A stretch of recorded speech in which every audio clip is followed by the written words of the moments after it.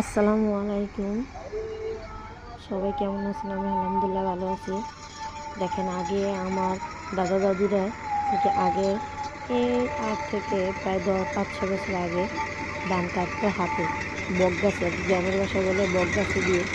আর এখন দেখেন জাপানিজরা আধুনিক যুগে আধুনিক কেমন মেশিন তৈরি করছে, কত সুন্দর করে ধান এদিকে টাঙ্কি আছে, টাঙ্কির ভিতরে ধান,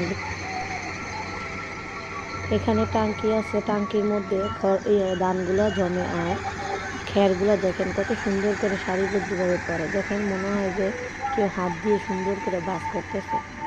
তো আপনাদের কীরকম লাগে জানি না, কিন্তু আমার কাছে অনেক ভালো লাগছে, সেজন্য আমি ভিডিওটা করছি। আর ধান পড়ার প্রসেসিংটা দেখবেন, দেখেন ওই টাঙ্কিটাতে কত সুন্দর করে ধান পড়তেছে। এই ধানগুলোর ভিতরে কিন্তু আপনার একটুও ধুলাবালি নেই, অনেক সুন্দর। কার কার ভিডিওটা ভালো লাগছে, ভিডিওটা ভালো লাগলে সাবস্ক্রাইব করবেন। সবাইকে অসংখ্য ধন্যবাদ।